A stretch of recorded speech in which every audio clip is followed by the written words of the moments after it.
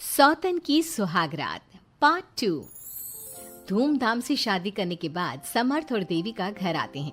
घर पर सब उनका स्वागत करते हैं और सौम्या उनकी सुहागरात का इंतजाम करती है। समर्थ और देविका दोनों अपने रूम में बैठे बातें कर रहे होते हैं। तब देविका कहती है,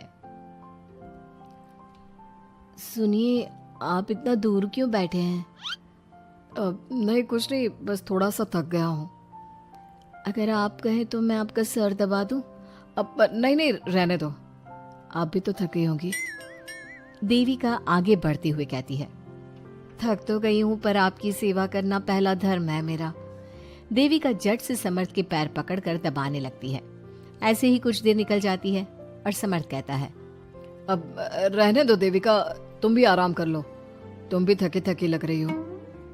देविका मना करते हुए उठ जाती है और अपने बालों को खोलकर समर्थ का सर दबाने लगती है और कहती है, मेरी थकावट तो आप ही दूर कर दोगे ना? इतना कहकर देविका अपने खुले बालों को समर्थ के ऊपर डालती है। समर्थ देविका के जाल में सम्मोहित होने ही वाला होता है कि अचानक से दरवाजे पर किसी की दस्तक होती है। समर्थ आवाज लगाते हुए कहता है, कौन? भाई, मैं हूँ सौम्या। क्या है सौम्या? क्या बात है देविका, कैसा लग रहा है मेरी भाभी बनकर? कुछ बात आगे बढ़ी या नहीं? बात आगे बढ़ती कैसे? तू जो आ गई कबाब में हड्डी। अच्छा जल्दी बता, किस लिए आई थी? सौम्या ठिठोली करते हुए कहती है, क्या बात है देविका, बहुत जल्दी हो रही है। वैसे मैं तो दूध का गिलास देने आई थी। आखिर मेरी सहेली की सुहागरात में कोई कमी नहीं होनी चाहिए। देविका दूध का ग्लास लेते हुए जल्दी से दरवाजा बंद कर लेती है और पीछे मुड़कर देखती है तो समर्थ तो सो चुका था। देविका समर्थ को उठाते हुए कहती है, सुनिए समर्थ जी, उठ जाइए ना, सौम्या दूध देने आई थी, इसे पी लीजिए फिर आप सो जाना। समर्थ नींद में उठता है और दूध पीकर फिर से सो जाता है। देविका उसके बगल में बैठी कहती है, सुनिए समर्थ जी, आज हमारी पहली रात है और आप सो रहे हो। समर्थ नींद में ही कहता है, देविका मैं बहुत थक गया हूँ, मुझे बहुत तेज नींद आ रही है, तुम भी सो जाओ। सोने के लिए तो पूरी रात पड़ी है, आप उठिए ना और कुछ देर मुझसे बात तो करिए। देविका जिद करते हुए समर्थ को आधी नींद से उठा देती है। समर्थ उठकर बैठ जाता है और कहता है, बोलिए देविका जी, आपका हुक्म सर आंखों पर। सुनिए, मैंने सुना है कि पति अपनी पत्नी को पहली रात कोई तोहफा देता है, आप मेरे लिए कुछ नहीं लाए क्या?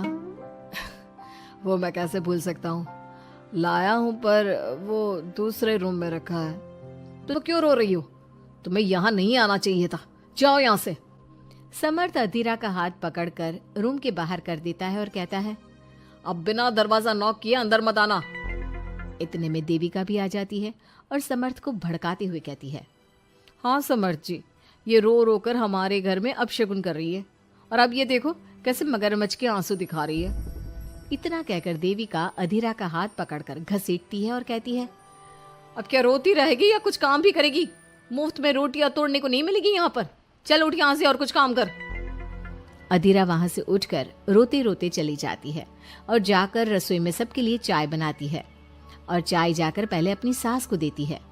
चाय पीते ही मंजू अधीरा को गुस्से से कहने लगती है, लगता है मुझे मारने की साजिश कर ली है। अरे अभी तक तूने ढंग की चाय बनाना नहीं सीखा। इतनी मीठी चाय बनाई है कि कहीं मैं शुगर की बीमारी से मर ही ना जाऊं। अरे जा जाकर तू मर कहीं। अधीरा मंजू की बात सुनकर दुखी होती है। इतने में सौम्या वहां आ जाती है और कहती है, ये लो, महारानी अभी यहीं बैठी है और मैं पूरे घर में देख आई। अरे ओ महारानी, यहाँ बैठकर किसका मातम मना रही हो? उठ यहाँ से और जाकर हमारे कपड़े धो, बहुत कपड़े पड़े हैं धोने को। अधीरा वहां से कपड़े धोने चली जाती है और बैठे बैठे खुद को कोसने लगती है, हे भगवान, मुझे उठा ले तो अच्छा है, मैं थक गई हूँ इस जिंदगी से। ऐसे ही कुछ दिन निकल जाते हैं। अब समर्थ भी अपने काम पर जाना शुरू कर देता है। एक शाम अधीरा घर के सारे काम करके अपने रूम में आराम कर रही थी और मंजू अधीरा को आवाज लगाते हुए कहती है, अरे ओ कलमुही, अगर आराम हो गया हो तो आकर मेरे पैर दबा दे।